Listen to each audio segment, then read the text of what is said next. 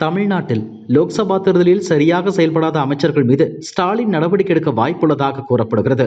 லோக்சபா தேர்தலில் சரியாக பணியாற்றாத அமைச்சர்களின் பொறுப்புகளை மாற்ற முடிவு எடுக்கப்பட்டுள்ளதாக கூறப்படுகிறது. தேர்தல் ரிசல்ட் வந்ததும் இதற்கான முடிவு எடுக்கப்படும். கொடைக்கானலில் இருந்தபடி ஸ்டாலின் லிஸ்ட் ஒன்றை தயார் செய்து வருகிறாராம். அதில் சிறப்பாக செயலாற்றிய அமைச்சர்கள், சிறப்பாக செயலாற்றிய மாவட்ட செயலாளர்கள் ஆகியோரின் லிஸ்டை எடுத்துள்ளார். திமுகவில் சில மாற்றங்கள் தேர்தல் ரிசல்ட் வந்ததும் அறிவிக்கப்படும் என்று எதிர்பார்க்கப்படுகிறது. நிச்சயமாக அதில் அமைச்சரவை மாற்றம் இருக்கும். 2026 சட்டசபை தேர்தலை மனதில் வைத்து அமைச்சரவை மாற்றம் இருக்கும் என்றும் புதிய அமைச்சர்கள் ஆட்சியில் சேர்க்கப்பட வாய்ப்புள்ளதாக கூறப்படுகிறது.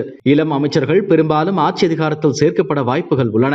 பெரிய அளவில் மாவட்ட செயலாளர்கள் சேர்க்கப்பட வாய்ப்புகள் உள்ளன என்று திமுக வட்டார தகவல்கள் தெரிவிக்கின்றன. முக்கியமாக 2 பேர் அமைச்சர்களாக பொறுப்பேற்கும் வாய்ப்புகள் உள்ளதாக கூறப்படுகிறது. ஆவடி நாசர், பனைமரத்துப்பட்டி ராஜேந்திரன் ஆகியோர் அமைச்சர்களாக வாய்ப்புகள் உள்ளன.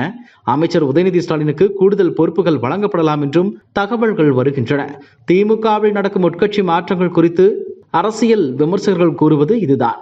அதில் திமுக அமைச்சரவை மாற்றப்படலாம். தமிழ்நாட்டில் பல அரசியல் மாற்றங்கள் நடக்கப் போகிறது. திமுக ஆட்சியில் வலிமையான கூட்டணி வைத்துள்ளனர். இதனால் ஒரு இடங்களில் கூட தோற்கக்கூடாது என்பதில் உறுதியாக உள்ளனர். இதை மீறி அந்த கட்சி தோற்க முடியாது. அப்படியும் தோல்வியடைந்தால் அதன் அர்த்தம் உள்ளடி வேலைகள் என்பதுதான்.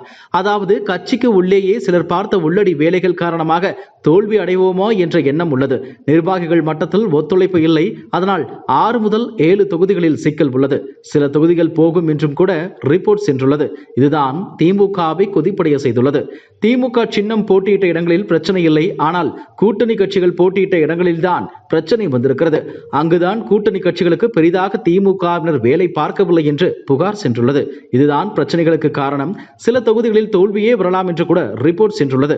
உளவுத்துறை சார்பாக ரிப்போர்ட் சென்றுள்ளது. அதோடு இல்லாமல் சபரிசன் நடத்தும் வெண் அமைப்பு சார்பாகவும் ரிப்போர்ட் சென்றுள்ளது. அவர்களும் சர்வே நடத்தியுள்ளனர். சில முக்கிய தொகுதிகளில் பொறுப்பாளர்கள், பொறுப்பு அமைச்சர்கள் சரியாக வேலை செய்யவில்லை என்று ரிப்போர்ட் கிடைத்துள்ளது. 5-6 அமைச்சர்கள் மீது புகார் சென்றுள்ளது. கடைசி கட்டத்தில் செய்த பணிகள் காரணமாக திமுகவிற்கு வெற்றி இருக்கும். 5 முதல் 6 தொகுதிகளில் சரிவு இருக்கும். அந்த அமைச்சர்களை வேண்டுமானால் ஸ்டாலின் மாற்றும் வாய்ப்புகள் உள்ளன.